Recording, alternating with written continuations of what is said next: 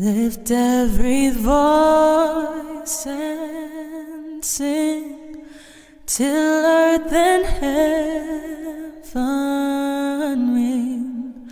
ring with the harmonies of liberty. Let our rejoicing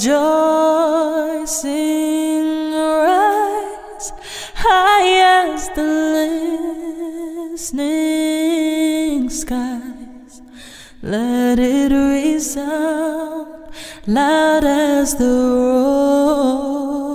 rolling sea. Sing a song full of the faith that the dark past has taught us. Sing a song full of the hope that the present has brought us.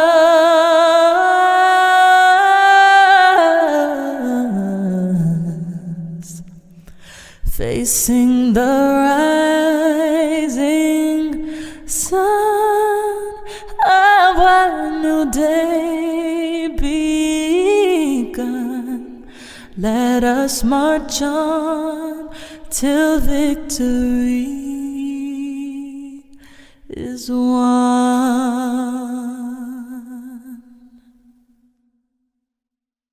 I have a dream that one day this nation will rise up and live out the true meaning of its creed. We hold these truths to be self-evident, that all men are created equal. Father, as we open up this Juneteenth celebration, God, from the voices of our ancestors, we are here about change. Father, in the name of Jesus, let this June 19th remind us of what we have been through as a people, as the seeds have been planted in good ground. Father, I pray that everyone who is here, who is listening through virtual, through media, Father, that their lives will be changed and remember what we have gone through as a people, what we are still facing as a nation. But as we unify together, change will come. I pray today is a day of new birth, resurrection of the tears and the blood that was sweat on our behalf. The reason why we're here is because they paved the way. And help us celebrate Juneteenth together. Together we can bring unity to our community.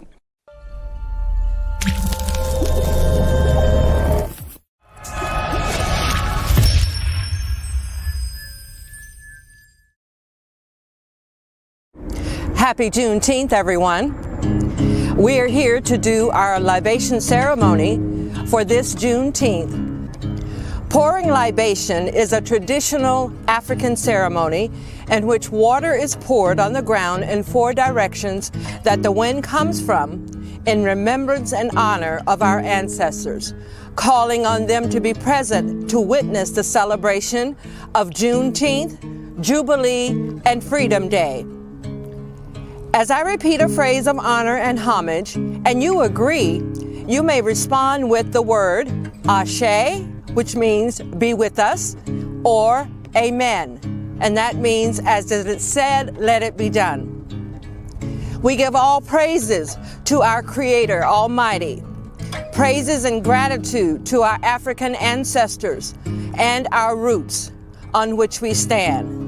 Our Creator gave power for the roots of the trees to spread its branches. Let the spirit of our Creator and ancestors bring us closer in unity. To the north, for the strength to endure the terrors by night and by day. To the south, for the courage to stay true to the creative force we are as we survive. To the east, for the wisdom and knowledge for you, O ancestors, as you continue to pour into our lives, we listen and learn.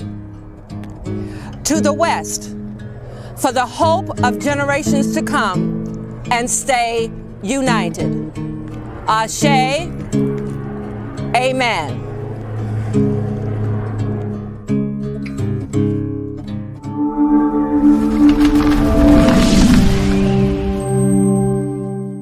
I have a proclamation to read. Whereas on January 1st, 1863, President Abraham Lincoln issued the Emancipation Proclamation, setting in motion the end of slavery in the United States. And whereas it was not until June 19th, 1865, that it was announced to those still enslaved in Texas, the people are informed that, in accordance with a proclamation from the Executive of the United States, all slaves are free. And whereas the celebration of the end of slavery, which became known as Juneteenth, is the oldest known public celebration of the end of slavery in the United States. And whereas Juneteenth commemorates the role played by the ancestors of Black Americans in this nation's continual quest for freedom for all humanity, and whereas Juneteenth honors the contribution of Black Americans in the building of the nation, whereas on a larger scale, the celebration of Juneteenth reminds each of us of the precious promises of freedom, equality, and opportunity, which are at the core of the American dream. Whereas the Washington State Legislature passed legislation in 2021 that makes Juneteenth a legal state holiday, and whereas on June 16, 2021, Congress passed the Juneteenth National Independence Day Act, establishing June 19th as the 12th U.S. public legal holiday. Now, therefore, I, Jay Inslee, Governor of the State of Washington, do hereby proclaim June 19, 2022 as Juneteenth in the State of Washington. I urge all people in our state to become aware of the significance of this celebration in the heritage of our state and nation. Signed, Jay Inslee. Congratulations to everyone, to Melanie, to the BUILD organization, and everyone. I want to add one editorial comment to this proclamation. This is an ongoing effort in the United States. It has to be an ongoing effort. It has to be tied to democracy. And when I think of democracy, I think of the slaves who helped build the United States Capitol building. Think about that. People in bondage helped build the United States Capitol. Now, I believe that we have to commit that building to both democracy and the elimination of the vestiges of slavery that still are present in the United States. And I just want to thank the people today in Washington, D.C., who are protecting democracy that takes place in the Capitol that was built by slaves and now needs to be defended by Americans. This is what I believe, and I wanted to make that comment.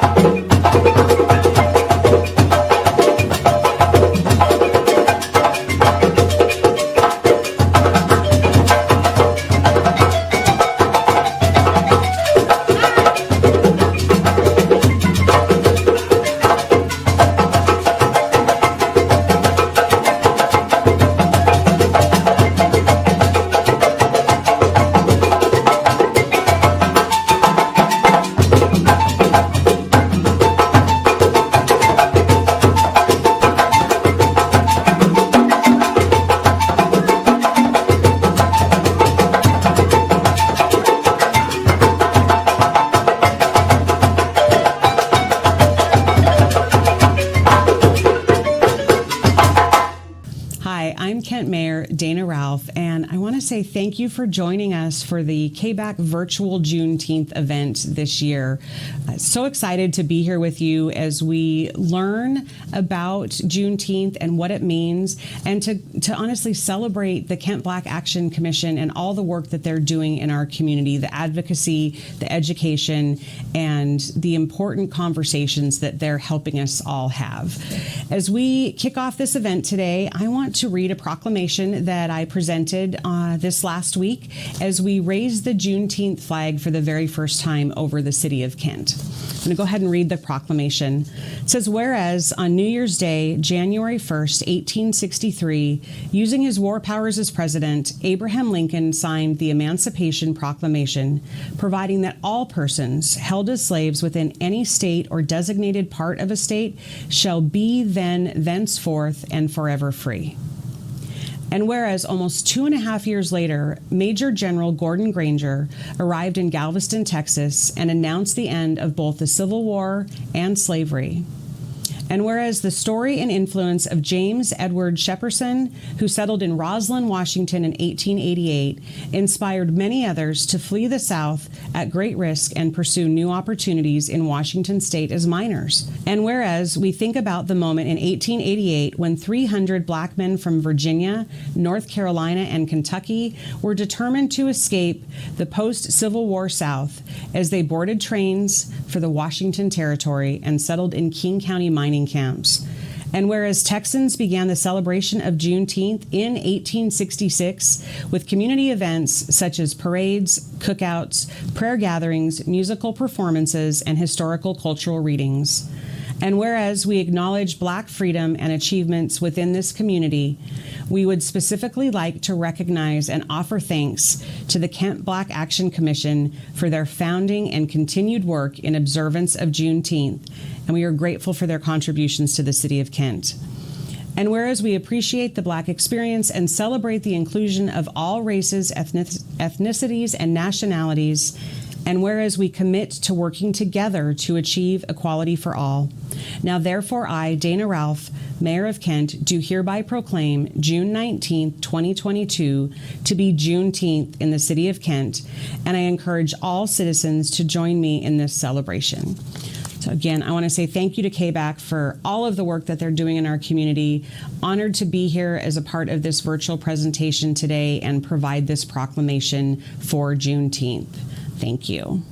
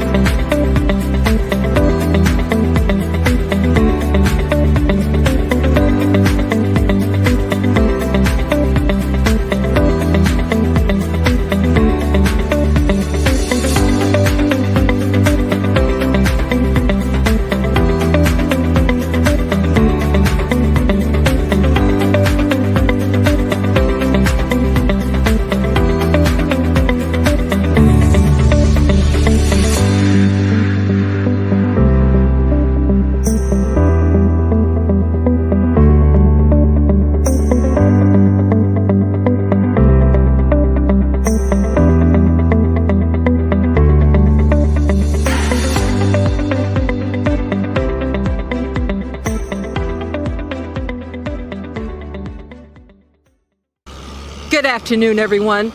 And I am standing at the location where we just did the flag raising for the national holiday. Juneteenth is now a national federal holiday, which means you not only get to celebrate the day, but you also get a paid holiday from the day after, because this year June 19th is on a Sunday, so that means your holiday is on Monday. But beyond all of that, we want to thank all of those who came out to share and to express their feelings about this moment in time and the history this is making in the city of Kent. We are so appreciative to our mayor, to our city councilman, to our police department, to the Kent Works department, and also to our parks department. So we're looking forward to our celebration. Thank you so much for watching in, listening in. And if you ever need to talk to me, I'm very approachable. My phone number is 253-486-9029. I am Gwen Allen Karsten, the Executive Director of Kent Black Action Commission. We're on our move, you guys. We're moving on up. We're doing great things, but we need you to help us do greater. Thank you so much. Hi, I am Kent Mayor Dana Ralph, and I am so excited to be here today as for the first time ever in the city of Kent, we raised the Juneteenth flag. In collaboration and cooperation with Kent Black Action Commission, this day became possible.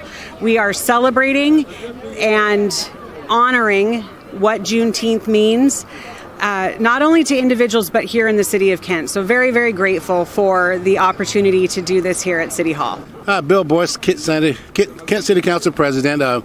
Really happy to be here on such a great day. We actually raised the flag here for Juneteenth. We have numerous of people out here to really celebrate, this wonderful holiday. And all of that, it will become a state holiday as well, too. So I tell people it's just like MLK Day. It's not a day off, it's a day on. Get out there and tell the world about Juneteenth. Thanks, God bless, and have a great day. Thank you. Lift Every Voice and Sing, written by James Weldon Johnson and Rosamond Johnson to commemorate the Emancipation Proclamation, that direct tie to our Juneteenth celebration today. I released it on my Perpetual Motion CD. You can get that stuff at my website, michaelpowersmusic.com. And here is my instrumental rendition in two parts. It's kind of like a suite. There's a slower movement and then a faster movement. Lift every voice and sing.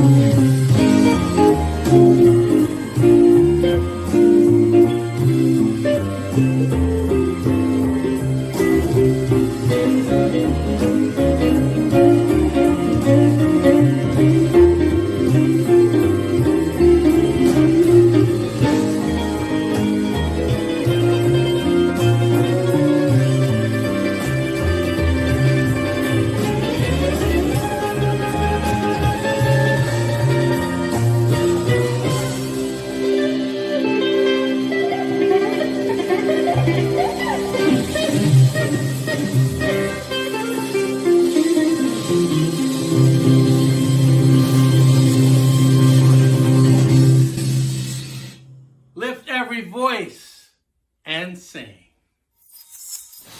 Hello, beautiful people. My name is Delbert Richardson. I'm a second-generation storyteller, ethnomuseumologist, and I want to say I'm a community scholar. What you're getting ready to experience is what I call the American History Travel Museum, The Unspoken Truths. I call it American history specifically because I operate from this belief when we call it Black history, there are some that may feel like the history doesn't pertain to them, so they may not engage. When I call it African American history, there may be some that choose not to engage in the history. When I call it American history, it makes it all inclusive. Plus, when I call it American history, I get a chance to see me in the story. The museum's broken up into 4 sections. First is Mother Africa. Second one's American chattel slavery. Third one is Jim Crow. And the fourth one is Still We Rise. And some people ask me, say, Delbert, you call it American History Travel Museum, but you start with Africa. They say, why? I said, because I can. Because I operate from the premise that he who tells the story controls the narrative. There's this famous quote, which is an African proverb, that says, until the lion tells his tale, the hunt will always glorify the hunter. Well, here, I am the lion getting ready to tell the tale of the mighty African and African American. So here's my first storyboard here, and this is what I call my branding. So American History Travel Museum, but I get a lot of questions about how the 2 continents are interconnected.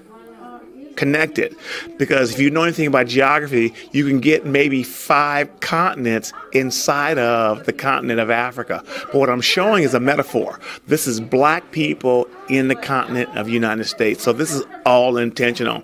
So the first section here is Mother Africa. And one of the reasons why I start with Mother Africa is that I want to start off with a healthy foundation of identity and self-esteem for Black boys primarily. So I teach STEM coming out of Africa. Now, for those that are in the educational field will understand what the acronym STEM means, but STEM means science, technology, engineering, and math.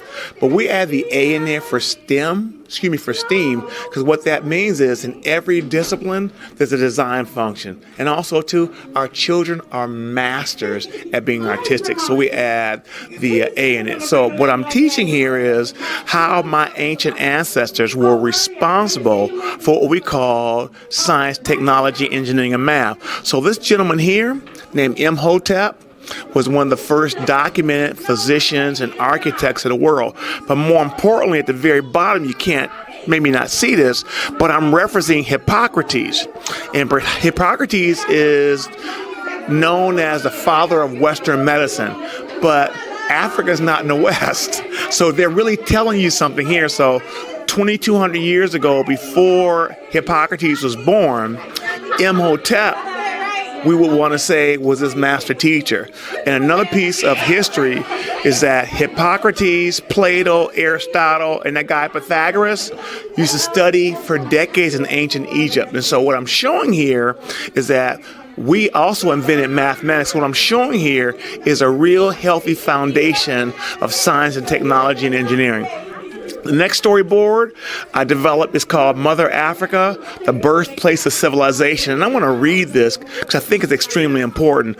And I'm an avid researcher, so this is the book I always give as a reference for those that want to challenge or learn more. And it says, most of us assume that the 2 cities, Athens and Rome, dominated the classical world and set Western, and words are important. So Western implies European, or white, on its present course. But there was a third city that at its height dwarfed both of these in scientific and artistic achievement, Alexandria of Egypt. While Athens and Rome spread their influence through trade and war, this to me is one of the most powerful sentences I ever read. Alexandria, and I say the African, sought to conquer the mind. So what this author is saying is that my ancestors were obsessed with learning, were obsessed with knowledge. And so it kind of makes sense when I look at Imhotep. Then I go over here to Mother African Aeronautics.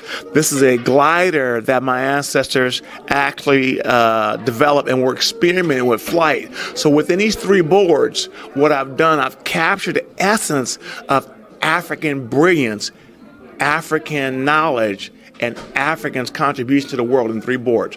And so if I can go back for 1 second, because I think it's important we talk about the Sankofa bird.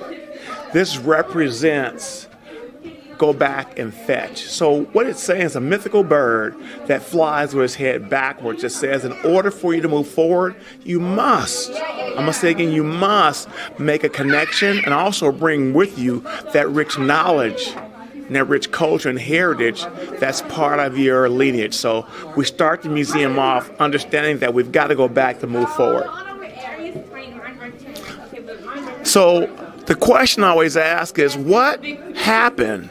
How can a people that have developed all these amazing things, and I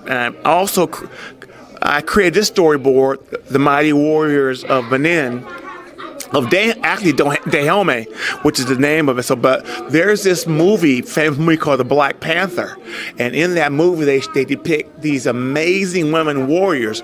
This is who they were emulating right here. The Mighty Warriors of Dahomey. So this first section represents Mother Africa, which is the foundation of identity, development, self-esteem, and contribution to the world. So the next section is called American Chattel Slavery, but it's also known as the disruption of all this amazing brilliance. And so very often we're talking about the slave trade, but we were actually stolen from our land. And so these are storyboards that are primarily to support the intentionality of, you guys may call it the slave trade, I call it the essence of capitalism. So here's a storyboard that shows some of the companies that benefited from the slave trade. So I normally would tell students, who's my primary audience, to actually go on your phone and Google colleges that benefit from the slave trade. Google families. What you'll find out, a lot of this information is out there, but how would you know to research it unless someone gave you some information that made you curious enough to start doing your own journey of self-discovery? So here's an image of what I call a loose pack slave ship. Here's an image of a tight pack slave ship. And you could say that we were considered less than human, we were considered commodities. Going forward, here's a actual storyboard. I actually own this artifact. It's from the 1833. So this was, you would look at as an advertisement of an upcoming slave auction. And so these were the individuals that were going to be on display for sale. And this is talking about some of his attributes in regards to what you're looking for. Once again, cash for Negroes. I really want to strike home this whole thing about capitalism. So not only are we considered less than human, we're considered property. So here's an actual picture of Washington, D.C. And if those have been to Washington, D.C., there's this Pennsylvania Avenue. So they would march my ancestors down here to Pennsylvania Avenue to slave pens where they would sell us. So here are actual copies of newspapers I own, and I think if you pay close attention, it says right here, Mr. Isaac Beer's Tavern. Right up here is Isaac Beer's Tavern. So as a storyteller, I'm always trying to make a connection to places and objects. And by the way, this museum is totally hands-on. I don't have my authentic artifacts on the table today, but normally you will be able to actually touch real shackles and branding irons. one of the sections that I talked about a lot is the resistance part of my ancestors' journey. We fought back every chance we could get. So what you see here, these are actually called runaway collars. So they only put these on those enslaved Africans that ran away, and we ran away all the time. But the question is, how come that part of our journey is not being told? And I believe that if our African American, primarily children, young adults, knew that their ancestors fought back, they would have a better understanding what their responsibility is to change the world. So this may be one of the most painful storyboards that I've developed, because and as a storyteller, I'm always trying to create a space for curiosity. So you see the question mark? The question is this really black on black violence? I say no, this is white on black violence. So let me take you through what I see. And so the artist had a responsibility of telling a story. So let me share with you what I see. Let's assume that this enslaver was white. I'm saying assume because there were black enslavers also too. But in this case, look at his posture. Look at what he's wearing.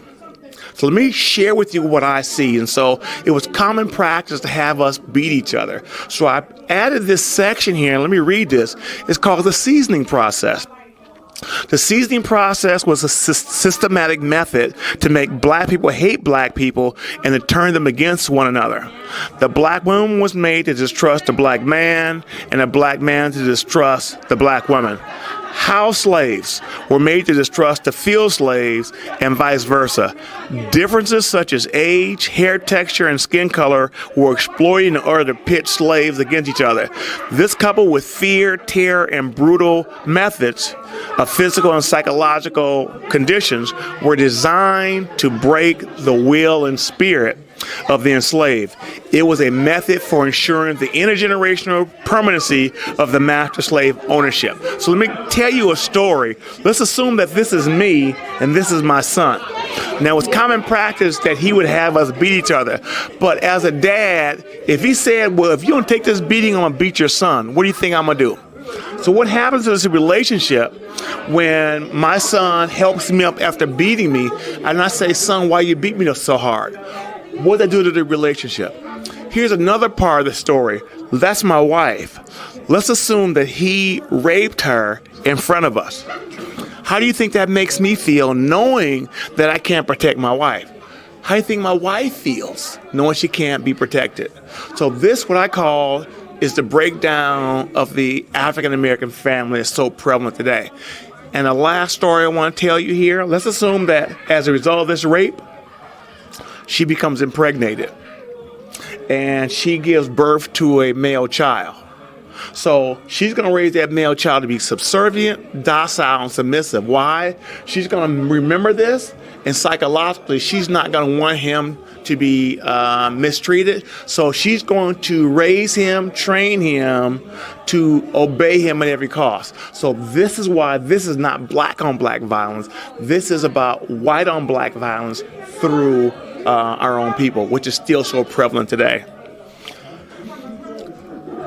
U.S. presidents that own slaves, do your own research. So what I want to do is just provide information that creates opportunity for people to start doing their own journey of self-discovery. And so the last board I want to talk about, which is really the fourth section of the museum, and I left out Jim Crow, but I wanted to show black and brown kids the possibilities. So I have a 40-foot display of everyday items that we invented, like the ice cream scoop, the dust mop, super circle, or other things. But here are some other examples of some of the brilliance of my ancestors. So in closing, I'm going to take this board with me because I think it's important I make this relationship. So the question is, hi. So the question is, what's the relationship to Imhotep, to the birthplace of the modern mind, and the aeronautics?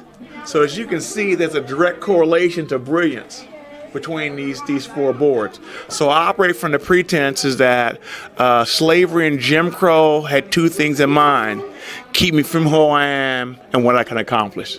So thank you so much for taking the time, and hopefully I'll see you again with the entire museum. Thank you.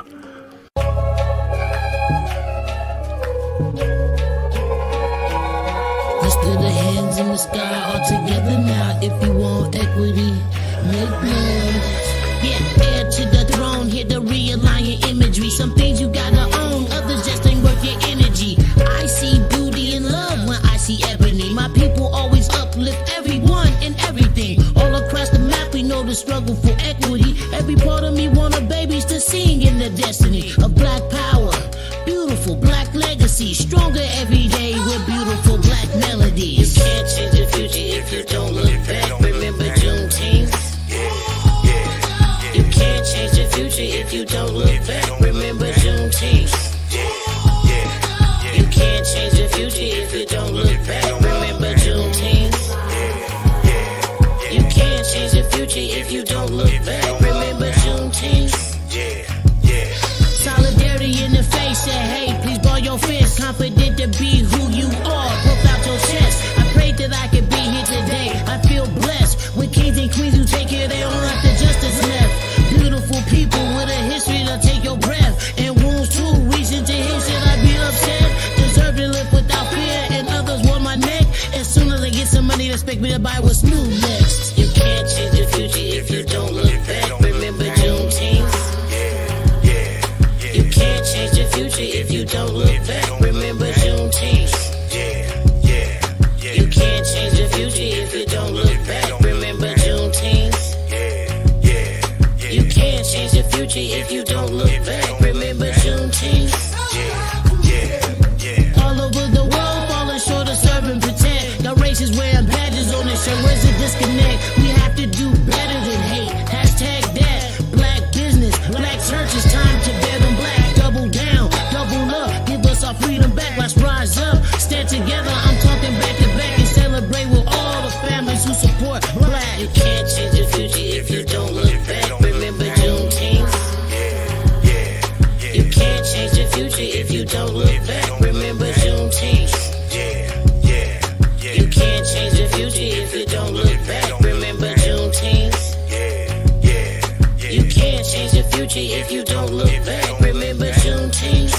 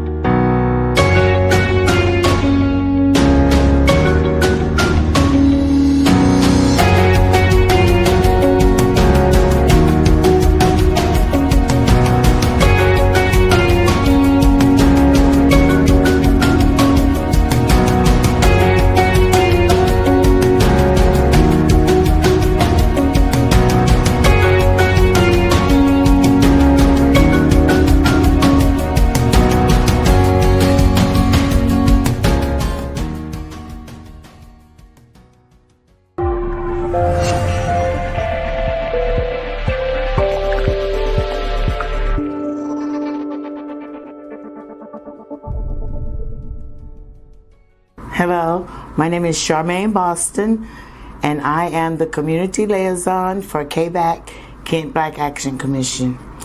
My question today is what Black history means to me. I'm originally from Austin, Texas, so my experience is different from Washington State, from Miss Gwen's experiences in Florida. I grew up in Austin, and Austin is Central Texas. It's home of the University of Texas Longhorns. So my experience as a black person in Austin, Texas, was different. We had our own businesses, barbershops, beauty shops, stores. We went to a black high school. The original black high school, they did close down, but I didn't live in that neighborhood. So the high school I went to was my minority high school. We didn't have a lot of Caucasian kids to go to school with us, and we were very proud of that. So black history for me was a proud thing in Texas.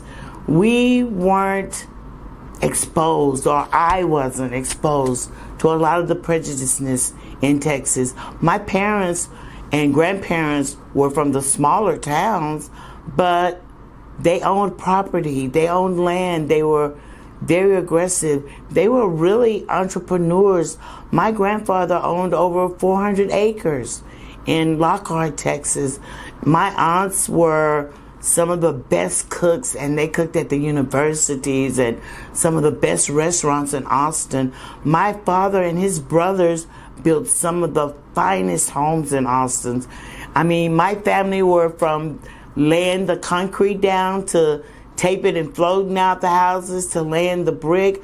That's how I made money in the summertime. So I'm a good carpenter if you're looking for one.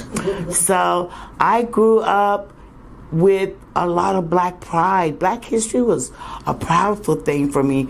We always celebrate the 19th of June, no matter what day. If it fell on a Tuesday, my family, they didn't work. 19th of June, we would go down on the river and we would barbecue and have a big family day. If it was on a Saturday or a Sunday, we were going to be on the river the whole weekend. So I've always been proud to be a black American. My family did that for me. I was never ashamed of being a yellow sister in Texas. You know, I was always proud of what I was, what my family accomplished. So I shared with these guys, my family's history has been traced all the way back to Zululand in Africa. And that in itself is a sense of pride for me. I learned this in later years, and in my younger years, I was so proud that this only just put more value on what I was. So I shared with some friends and family members, Heal Families from Africa to America. There's also another book to go with this, and it's called From Prince to Slavery. So that to me is a very proud thing to know that my people weren't always slaves. They were just slaves in America. They weren't slaves in Africa. They were very proud people, and that makes me a very proud person. I teach my grandkids. I teach my kids. I try to share that with other communities, not just black communities, but we're a royalty, and we need to know that we're royalty. You know, we're very proud people. We shouldn't be ashamed of nothing, of nothing. And just to be spiritual, we are God's people. And He has given us a power that I kind of think we forgot about, but we're going to get back to it. So today, then it meant a proud thing. Now being black means a unity thing. We got to pull together. We got to show the world who we really are. And I have a key ring, and it says, Black history is world history.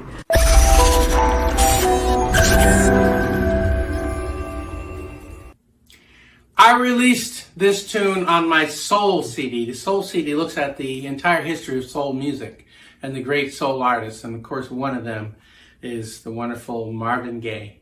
He wrote this tune in a time of a lot of unrest, social unrest, unjust situations going on, a lot of different things going on with the climate and the planet.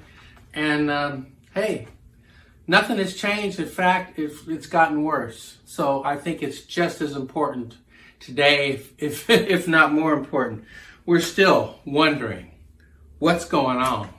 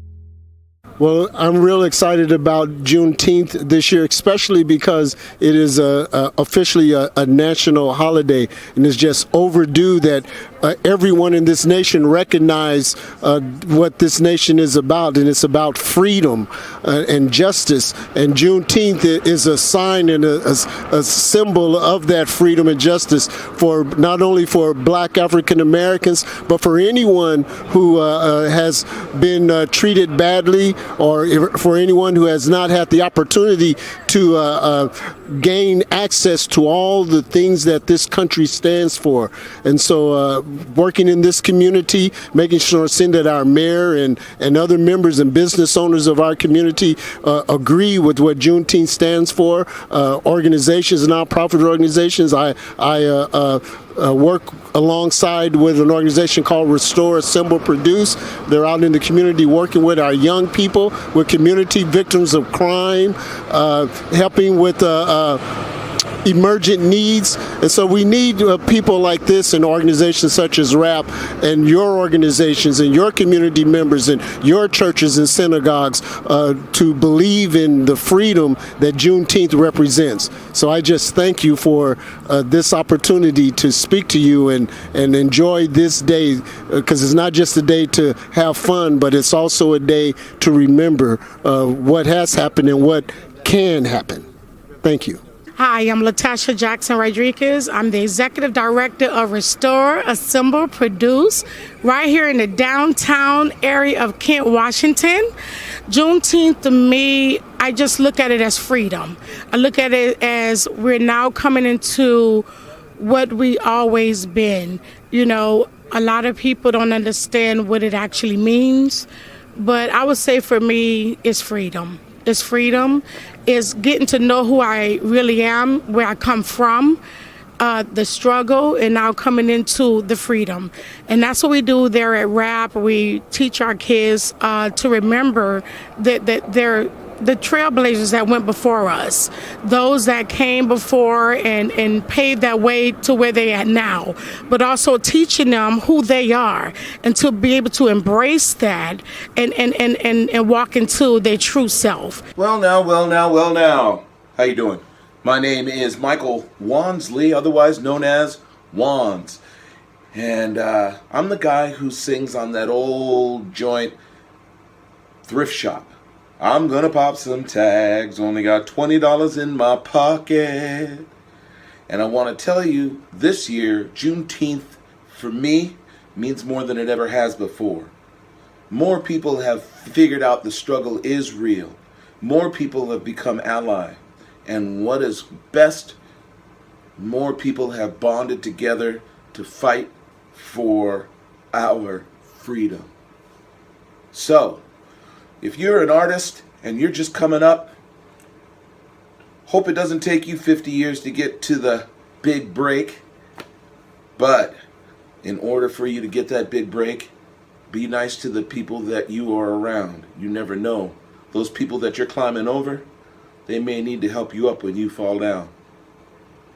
Other than that, just keep practicing your craft, being the best you can possibly be. Take care of one another. And one day, you might end up with one of these. Be good to yourself, then go do it for somebody else. Peace. Hello, I am Reggie Mark, and I'm so excited and privileged to be here to celebrate Juneteenth, which is very important. I'm going to play some songs, original and maybe a cover song. Happy Juneteenth. I hope you enjoy this.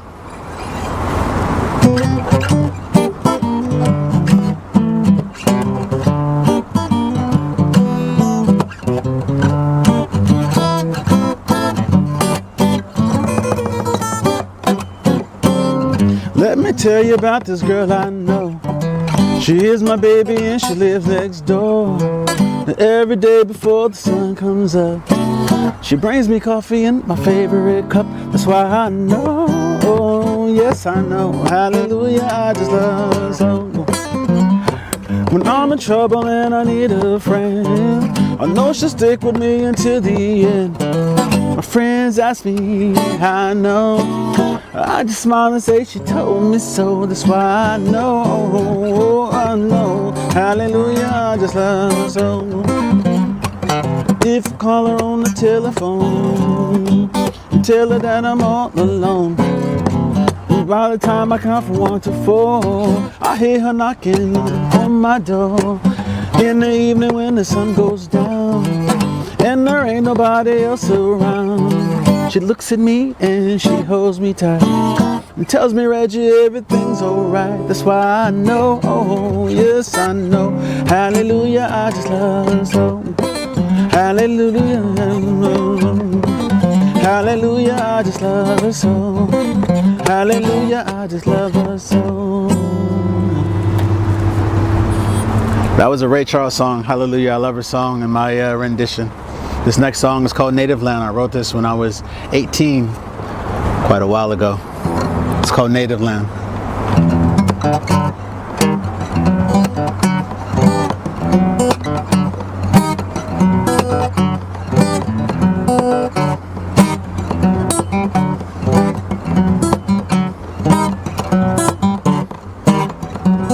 Looking at the picture on the wall, thinking back to the beginning, trying to find a mystery. Who I be today, hoping to find my way around this open space of dwelling.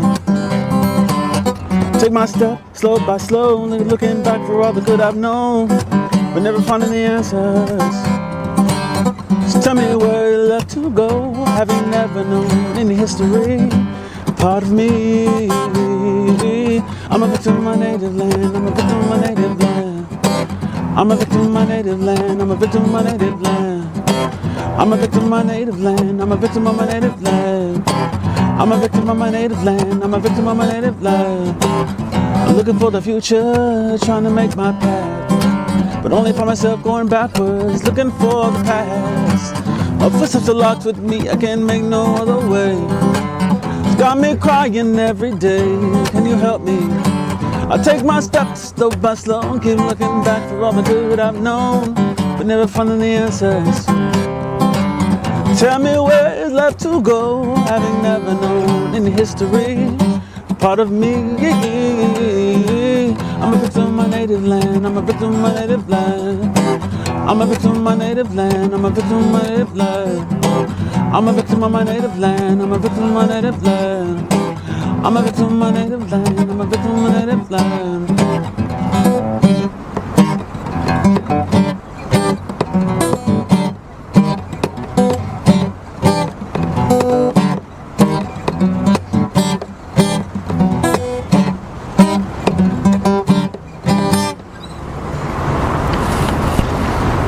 This next song is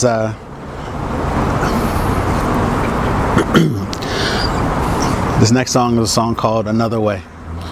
I wrote this a part of a compilation I call Gypsy Creole, and it goes like this.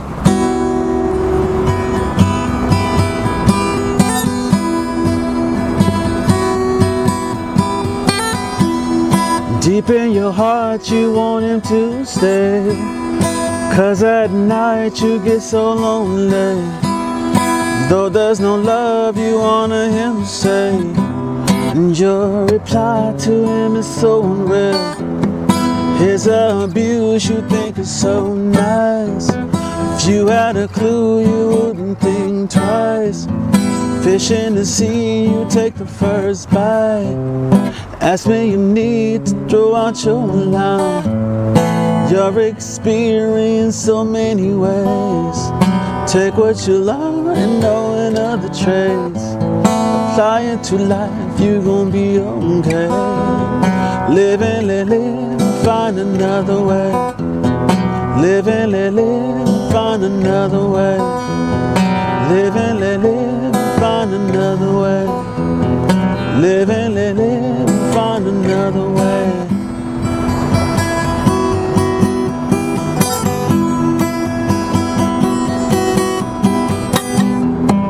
Temps in your bedroom tend to be cold.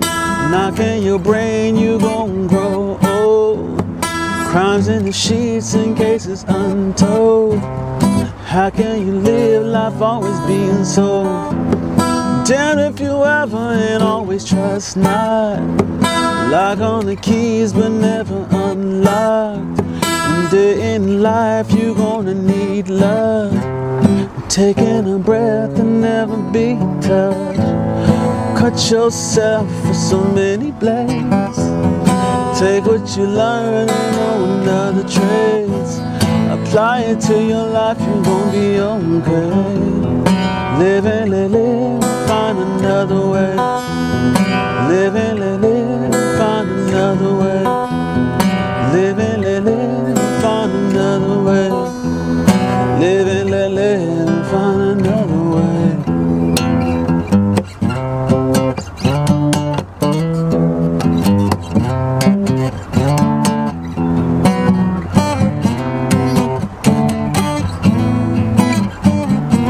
Find another way. Find another way. Find another way.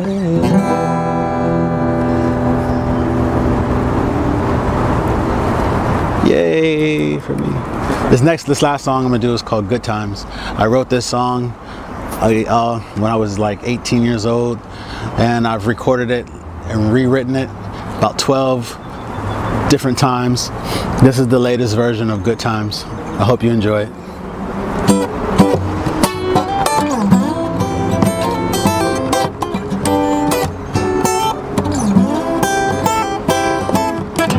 Baby girl, when we're 75, will you still love me like you did when we were down on 6th Street? When we're old and gray, will you still remember me after everywhere we've been? Do you remember sharing our thoughts down where the river begins, of child memories, or just playing pretend? Your smile is always on my mind.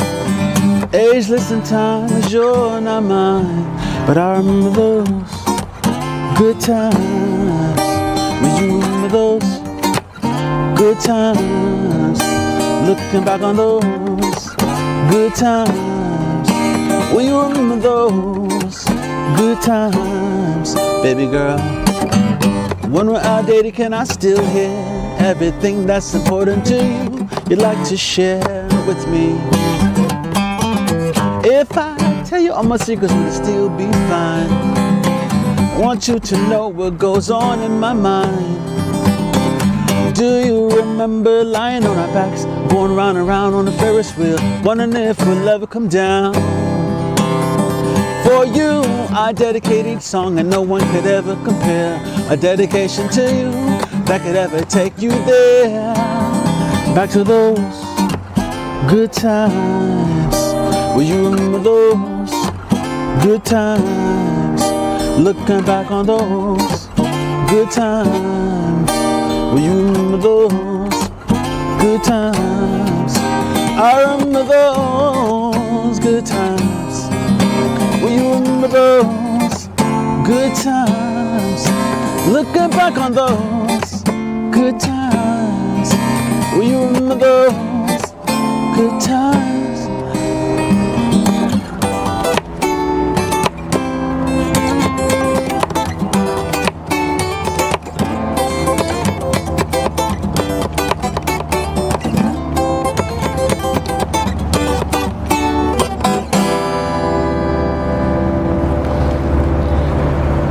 Thank you for having me. I'm Reggie Mark. You can find me on Facebook, Instagram, and also my website under Reggie Mark, REJIMARC. Peace, love, and happiness. Thank you.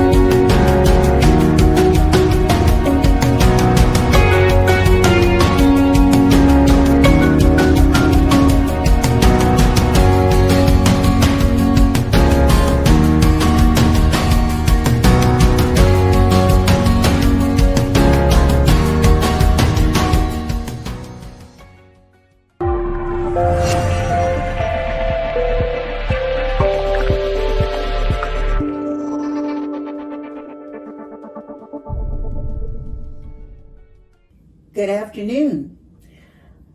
I want to talk just about what Juneteenth brings to mind for me. By now, you definitely know what Juneteenth is. You know it's a national holiday. You know the historical importance of it. So this is just going to be what it is to me. And for me, Juneteenth is gathering time. It's gathering together. It's a time of laughter, of joy, of lots of laughs, big, royous laughs. It's a time for hugs, for big hugs, for seeing family and friends that you hardly ever see, maybe once every year or so, and for seeing family that you see all the time. It's a time to meet the new babies that were born, to meet the new boyfriends, girlfriends, husbands, and wives that have now joined the family or the clique or the clan. It's a time to be able to renew what has been left laying on the side. It's a time for good food. It's a time for collard greens. It's a time for sweet potato pie. It's a time for hush puppies. It's a time for macaroni and cheese, the baked kind of macaroni and cheese, the real macaroni and cheese. It's a time for barbecue. It's a time for just good eating. It's a time for the electric slide, a time for dancing and singing and reminiscing. It's a time that you get together, and if you can get a game of spades going or a game of talk, that's all the better, because then the trash talking starts. So Juneteenth is all of those things. Juneteenth is also a time of recollecting, of remembering the conversations with my parents and my grandparents. A time to rehear when I was little, when I was your age, when I was young. Recollecting the stories, both good and bad. The stories that tell us of what they overcame. The stories that tells us of their hopes and dreams. It's a time when I too can look ahead. We can look ahead and see what we can achieve. Our ancestors, as young as our parents and our grandparents, they knew from the faith that they had a strong faith in God, and they knew that they too would be able to overcome. Because of that faith, where we stand today, we haven't gotten there, as Martin would say, to the mountaintop. We have a long ways to go, but we too shall overcome. We have that faith, we have that ferocity, we have that long, long, ancient trail of shoulders that we stand upon that tell us we can and we will if we put our minds to it. So it's a time for us to look forward, to make sure that we are doing what we need to do so we can do what we want to do, and to make sure that we are pulling those up beside us. Just as we have been helped, we will continue helping our brothers and sisters to the right and to the left of us. We will make sure that as we move forward, we are bringing others with us. It's a time of feelings and a time of emotions. I already said a time of laughter, but there's a lot of laughter on Juneteenth. So I just want everybody out there to celebrate Juneteenth, to think about what it is to you, to think about the price that was paid to get us to here today so that we can have Juneteenth. And all of that, whether I'm going to throw it in there, voting makes a difference too.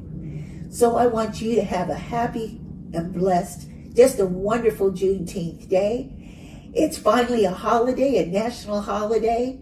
So have yourselves a good time. Thank you.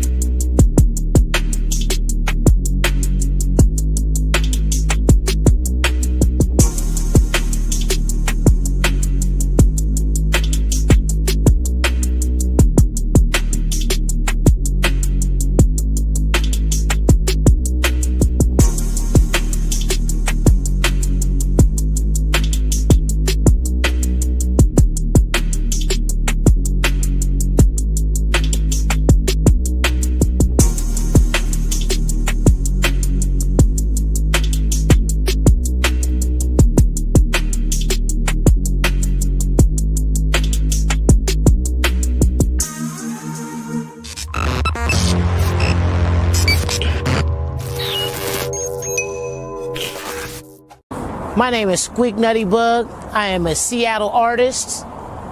And this is a question that's been asked. What does Juneteenth mean to me? Let me tell you something. Without Juneteenth, what would there be? There certainly wouldn't be this here right now. So Juneteenth to me is the beginning of everything that's beautiful. You know what I'm saying? Never give up on anyone because the world never let up on us. Think about that. Juneteenth is the day my people got free from slavery. Now we celebrate that every time it comes around. And sometimes, in order to have a good future, you gotta look back and remember where you come from. Happy Juneteenth, everybody. Let's turn up the counts, let's turn up the votes. Teaching you info, just follow the flow. Follow the flow. Turn up the counts. Let's turn up the counts, let's turn up the votes. Teaching you info, just follow the flow. Don't mean to offend you, but don't miss the vote. Since it's Alliance, we turn up the count. Don't miss the message, you count cause you count. Empowering people with your voice, say it loud. Community needs your involvement right now. Schools, community needs funding, please help. 10 simple questions to answer, no sweat. Community unity is a powerful drift. 2020 census is the vibe we on now. And if you have questions, then I'll show you how. Let's turn up the counts, let's turn up the votes. Let's turn up the counts, let's turn up the votes. Turn up the counts, turn up the votes. Turn up the counts, turn up the vote. Let's turn up the counts, let's turn up the votes. Let's turn up the counts, let's turn up the votes. Turn up the counts, turn up the votes.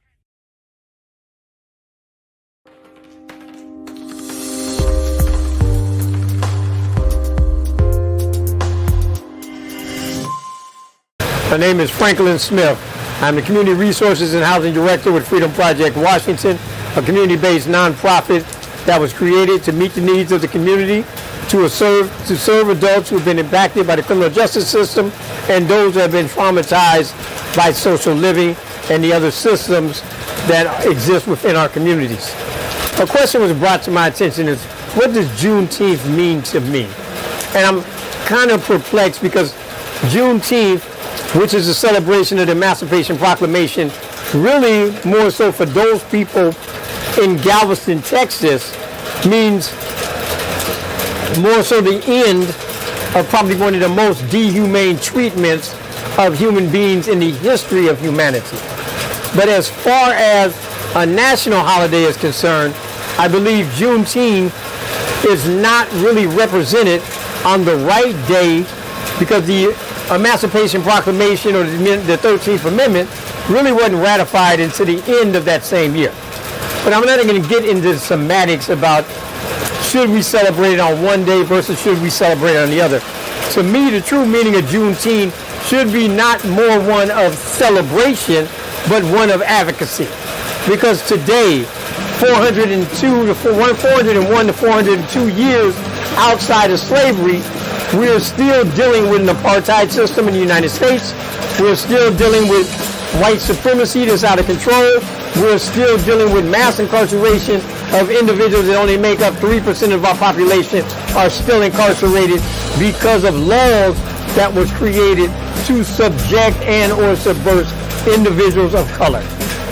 So for this period, for me, and as we're having barbecues, as we're having events to celebrate the emancipation of the most dehumane treatment of people in this country, we should also be talking about what do we need to do to bring solace to our people. What do we need to do to bring our people together? How do we right the wrongs of the menticide that's been perpetuated upon our people to a point where our youth do not value one another? In slavery, they did not value us. And today we see the remnants of that because our youth are killing each other faster than the white people are killing us. What should we be doing? We should be sitting down at tables having collective and informed conversations about the problems that's facing us individually and collectively.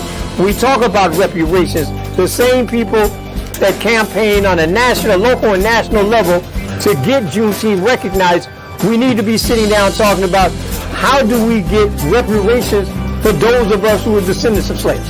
for those of us who are still dealing with the after effects of slavery. We don't have to get into the Willie Lynch letter, but we know that the effects of that type of manifesto still exist in our communities today.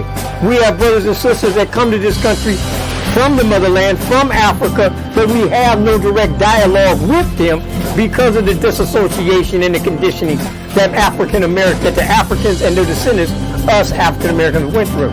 So for me, Juneteenth, just like Martin Luther King birthday, just like African American History Month, should be a time that we sit down and reflect. We sit down and have a conversation about what's going on in our communities. We sit down to figure out how do we come together as a people so that we can overcome some of the issues that have been holding us back collectively. We need to stop looking at other cultures and other people. We need to stop looking at government to solve our problems in the community. It's one thing to be able to help us support with funding, but at the end of the day, our solution will come from within us.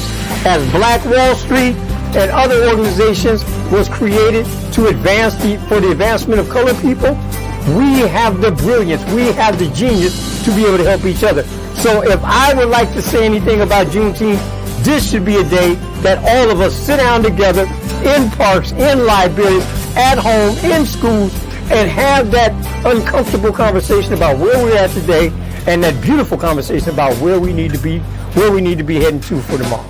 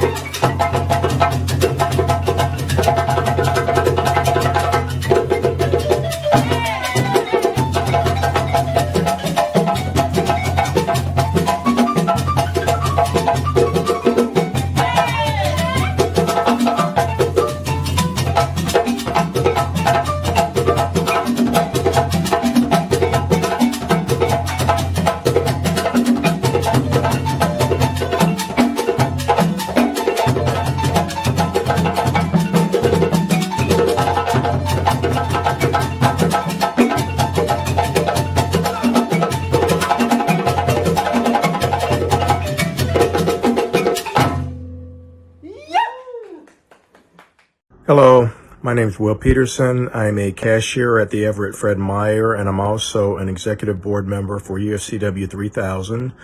Just wanted to share my feelings about the upcoming Juneteenth celebration. I was fortunate enough to be part of a project back in 2020 for UFCW 21 at the time, in which we documented members' feelings about the holiday and what it meant to them, and also what it meant to me, because I included my comments in that presentation.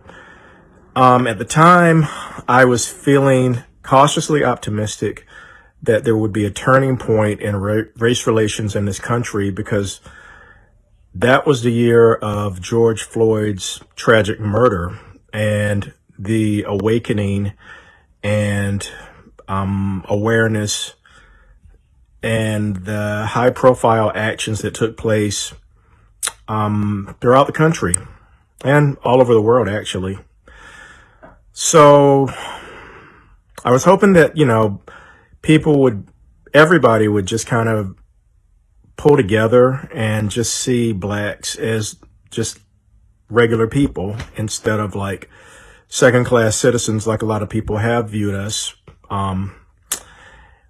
And it seemed like that was the case for a while, but gradually and recently in particular, it just kind of almost feels like there's a regression rather than a progression, and things are kind of going backwards instead of moving forward. I mean, the murders in Buffalo, 10 black people murdered while just shopping for groceries, a routine activity. Just a political party that is trying to not acknowledge the history of black Americans and want to make that something that we don't talk about in school. And, how do you learn from the past if you don't talk about the past? Just what feels like personal attacks and like almost open season on not only blacks, but just anybody who is different, quote unquote. A lot more intolerance and just out and out hatred. And it just is very discouraging and kind of makes me wonder what direction the country's going to go in the future. And what I have to do is remind myself that we're a strong nation, we're a strong people. If we pull together, we can overcome any kind of evil or any kind of threat that there is to blacks, to Hispanics, to Asian Americans, to whites, to anybody who's oppressed or just feels like they're a victim or they're an alleged victim, because we're all strong people, especially when we come together. So hopefully we'll see more of that going forward for this Juneteenth and all those that are going to be coming ahead. Thank you.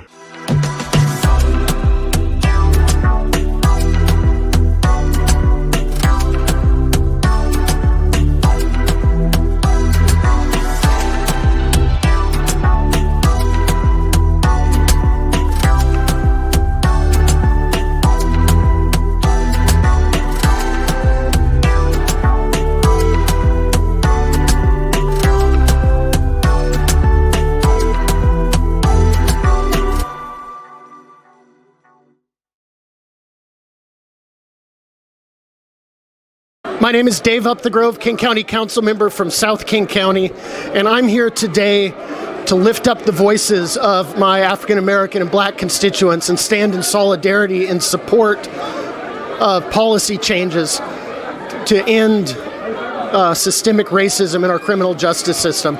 We need independent oversight of police. We need to end use of force practices that are ineffective and inhumane, and we need to be investing and prioritizing investments in our young people. This was so important because by people coming together with one voice, we build pressure for change and we create space for political change. And I was inspired. I leave here hopeful and energized that we are going to be able to make a difference. Hi, I'm Kalisha Lovelace. I'm just a member of the Kent community. I'm a young adult. I am raising a 6-year-old little brown boy in this community, and I want him to be able to grow up and just not fear for his life walking outside. I lost my cousin 3 years ago to the Kent Police Department, and he's now a hashtag that we're fighting for, and I refuse to have my son become one of those hashtags. So I'm trying to change Kent one step at a time. Hey, my name is Jamel. I grew up in Kent all my life, and we changed Kent today. You know, we changed the future of Kent and the future generations that's come to be to Kent. We changed the black lives, the black students that's going to be growing up in Kent. And I'm just thankful that we had all these people here just ready to just help us and support us in this movement. And at the end of the day, Black Lives Matter. They will always matter. And we can't continue on through life without fixing this. So it must change, and we got a lot of work to do, Kent. So I hope you're ready, because I'm along for the ride. So yeah. Hi, I'm Senator Mona Das from the 47th District, which includes Kent, Covington, and Auburn. It is my absolute honor and joy to be here today celebrating and supporting the Black Lives Matter movement in Kent. I'm so excited about the turnout today. It just shows that our country is having an awakening and people are realizing that Black Lives Matter, and every day and especially today. Thank you so much for having me here. Hello everybody, my name is DJ Marin, and I'm a pastor here in the youth right here in the city of Kent. I'm also a resident, a father of 3 and a husband, and today was just incredible to see our city, who ranks in the top 10 in diversity, ethnical diversity, come together just for change and for a difference. And so I just want to encourage you, let's not let this be the stop stone, but the stepping stone to our future and for change. And so you can find me on Instagram at dj.marin. Also, we are launching a clothing line with CRTV, SOC, Creative Society, and donating all proceeds of funds to Jim, Glover, Mentoring, and also we'll be donating proceeds to the Black and Brown youth in Kent. And so, man, today was amazing, and it was an honor. Black Lives Matter, period. Hey, hello everybody, my name is Sharon, and we're here today at the City of Kent rally, and it's just amazing to come here and hear Black voices and hear people and what they need, and we're just here to let them know that, you know, 6 stand with you, we're for Black Lives Matter, and if you guys ever need anything, we're always here, and we're going to do our best to fight the fight with you. Thank you. Hello everyone out there in TV land. My name is Kendrick Glover, and I serve as the Executive Director of Glover Empower Mentoring here in Kent, Washington. We are happy to announce that today is our 6th anniversary of establishment. So we have been in the Kent community serving our youth and young adults for 6 consecutive years. That is an amazing accomplishment. Now, on another note, the reason why we're here today is to honor the lives of those who we have lost to not only police brutality, but for senseless violence in our communities, senseless violence in our systems. We want to see things change, not just in our local law enforcement, but in our local housing and our local education systems. We want to see things change in our local employment system and opportunities for our youth and our young adults. Today's march was spearheaded, led, implemented, planned out all by youth and young adults. We so appreciate them and their energy and their effort. We also would like to thank the City of Kent for standing in there with us. There were some tough times throughout the day. There were some call outs. There were some action items. And we want to make sure that you guys heard the community loud and clear that they're sick and tired of being sick and tired. And you only get a certain amount of opportunity and a certain amount of time, a small window of time to hear them and then do something. And if not, things will change. And when young people get serious about serious issues, that's when things start to change. Today we had over 2,000 people marching with us. We had youth and young adults speaking. We had our local politicians speaking. We had state representatives speaking. We had King County Council members speaking. But most importantly, we heard from our youth and our young adults. One of the things that would echo loud and clearly is that our youth need a platform more like this, on opportunities like this throughout our communities to speak and be heard. Not only were they heard today, but they were seen. Their presence was felt. And that's a very humbling thing to have for our youth and young adults. So this is not a moment. This is a movement, and the revolution will be televised. Look out for us. You can catch all information at www.strongchildren.org. You can reach me personally at kglover@strongchildren.org, or you can reach me by phone at 253-486-8302. Thank you, and be blessed. Wake up from the slumber of 400 years. Free yourself from the mental shackles of slavery and colonization. Africa 101, The Wake-Up Call, by Her Excellency Ambassador Ericana Chihambori Kwa, delivering a landmark masterpiece of African history, yesterday, today, and its promise for tomorrow. The profound interactive book of self-discovery and self-evident truths, the inspiring story of Africa and her children around the world, yesterday, today, and tomorrow. Featuring thought-provoking chapters such as The Evils of Colonization, The Berlin Conference, We Can't Breathe, Get Off Our Necks, Being Black, I Ain't Black, and You Ain't White, a letter from her black sister to her white brother, and many more revealing chapters in this insightful book. Order now and begin your journey. Africa 101, The Wake-Up Call. Available at africa101.org or on Amazon. Hi, I'm Bill Boyce, Kent City Council President.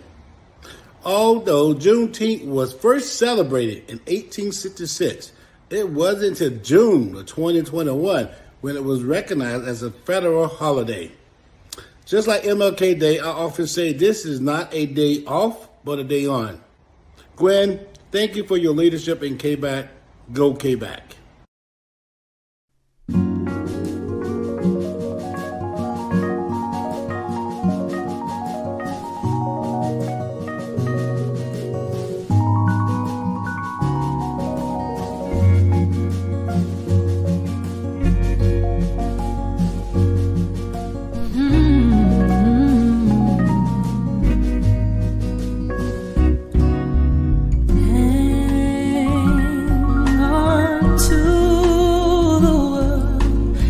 It spins around. Just don't let the spin get you down.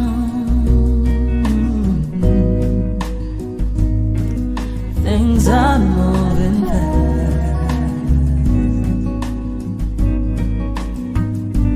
Hold on tight and you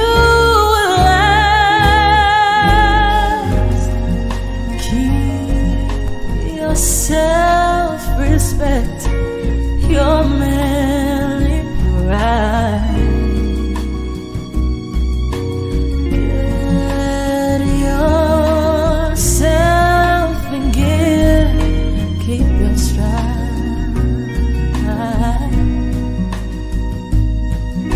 Never mind your fears.